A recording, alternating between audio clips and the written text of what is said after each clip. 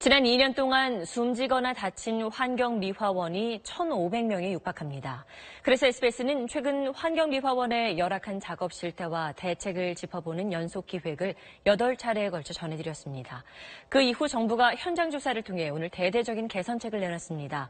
환경미화원들이 밤이 아닌 낮에 일할 수 있게 했고 작업 차량에 후방 카메라 설치를 의무화하는 내용도 포함됐습니다. 그렇다면 이번 대책으로 얼마나 작업 환경이 나아질지 또 모자란 부분은 없는지 강청환 기자가 짚어봤습니다.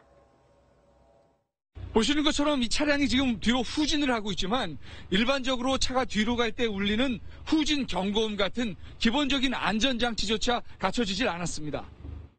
환경미화원의 열악한 작업 실태를 지적한 SBS 연속 보도 이후 정부가 범부처 차원의 대책 마련에 나섰습니다. 이번 대책은 2022년까지 2017년 기준으로 사고 발생 건수를 90% 이상 감소하는 것을 목표로 우선 후방 카메라뿐 아니라 쓰레기 수거트럭 주변을 모두 살필 수 있는 영상장치 장착을 의무화했습니다. 지난 11월 광주에서 수거 차량 적재함과 덮개 사이에 끼어 숨진 환경미화원 사례에서 드러난 후방 카메라 사각지대 문제도 해결하기로 했습니다. 보시다시피 이 덮개와 적재함 사이는 후방 카메라 사각지대이기 때문에 종종 사람이 끼어 다치는 안전사고가 발생했습니다. 앞으로는 그런 사고 나지 않게 이쪽 차량 뒷부분에 덮개 작동을 멈출 수 있는 안전장치를 부착할 계획입니다. 이딴 안전사고의 주요 원인인 심야 작업에 대한 해법도 나왔습니다. 정부와 지자체가 협의해 올 상반기 중에 야간 작업을 없애고 주간에 수거 작업을 하는 방안을 적극적으로 추진하기로 했습니다.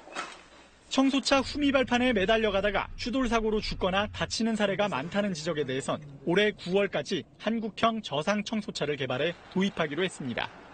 종량제 봉투 무게 제한, 직접 고용 수준의 미화원 임금 수준과 처우 개선도 이번 대책에 담겼습니다. 위탁 계약에 대한 관리 감독도 강화하기로 했습니다. 저상차 같은 경우는 굉장히 좋다고 생각을 합니다. 뒤에 매달릴 이유도 없고 원한대로 된다라고 하면은 굉장히 좋아질 것 같습니다. 다만 신형 청소차 개발 보급 때까지 최소 1년 이상 걸릴 수밖에 없어 후미 발판 문제는 당분간 사각지대로 남았습니다. SBS 강청원입니다.